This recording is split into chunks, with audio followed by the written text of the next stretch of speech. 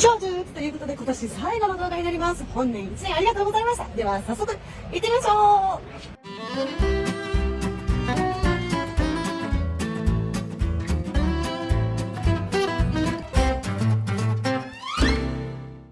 ということで今年最後のビデオはですね、隣で娘のお世話をしながらお送りさせていただきます。ということで今年1月から3月日本、それから5月、6月、6月中旬半、1ヶ月5週間の EU キャンピングトリッ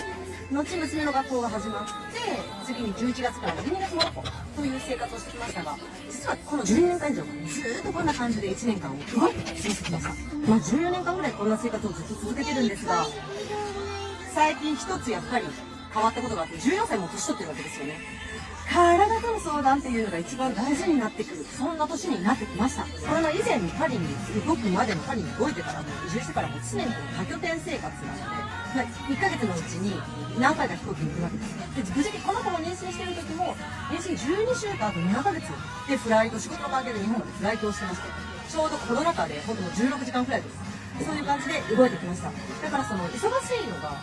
大変っていうのも常に日常だったわけですね、この14年間。となると何が一番大切かと思ってですね、やっぱり気力と体力で、体力ないと気力も追いつかないんですよね。で、倒れたらもうそこで全ての計画がパーになるので、とにかく動ける体、体力作り、そうこれをしてきた感じです。それがですね、やっぱり47にもなると、この14年間繰り返してるとやっぱ変わってくるわけですね。簡単に風邪をひくとなかなか復活もしないし、前のように無理が効かなくなった。子供を寝かしつけるのに8時半ぐらいからベッドに入るんですけど、寝かしつけ、9時ぐらい、9時半までには寝てくれるんです。だからもう自分も一緒に寝ちゃう。もう一回そこで寝落ちて、今度は1時とかに猫ちゃんが起きて、1時から3時ぐらいが自分の時間で、そこからまた寝て、次は学校があるからもう7時に起きるっていう、今はサイクルになっています。とにかく寝ないともう持たないし、他にもいろいろ気をつけていることがあります。何を取って何を取らないかってことなんですけど、私は小学校の頃から実家で毎朝ビタミン B 群を出されていて、これはずっと取り続けています。結構欠かさないように取っているのがビタミン D、それから亜鉛、それからマルチビタミン、あと、鉄とかフェリチンですね、S3 って呼ばれるもの、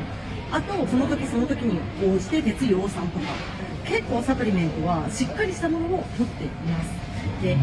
私、体のバロメーターがあって、ここに出しておくんですけど、地図小絶っていう症状が私は免疫が落ちると体に出るんですね。自分の舌、下の感覚が結構免疫低下のバロメーターになっていて、このもう学生時代からテスト集会など必ず無理をすると出たり、睡眠不足になって免疫が落ちると出るっていうのも分かっているので、これを指針にして体との対話をしながら、その時に応じて必要な栄養素と、睡眠等を十分に摂るようにしています。14年間こんな生活をしているので、体の資本っていうのは常に思ってきました。だからその空を立てて体を整えるっていう佐藤リンパや分子栄養学ですね、どういう栄養素を取るべきか、何を食べないか、何をしないかっていうことも、ざっくりと決めてきてきた感じなんですが、やっぱり47ともなるともうメンテが足りてこないんですね。でも子供を産んでから自分にかけられる時間なんてほぼほぼない。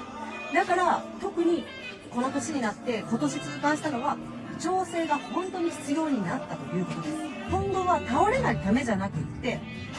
今の生活を続けるために体をどう整えていくかっていうことに焦点を置いていきたいと思います。なので来年1月からはもうちょっと元々の古巣の分野である医療や美容や体づくりっていうことにも焦点を当てていきたいと思います。短距離走ではなくて長距離でどう体と向き合って体力を持続しながら好きなことをやってきていく、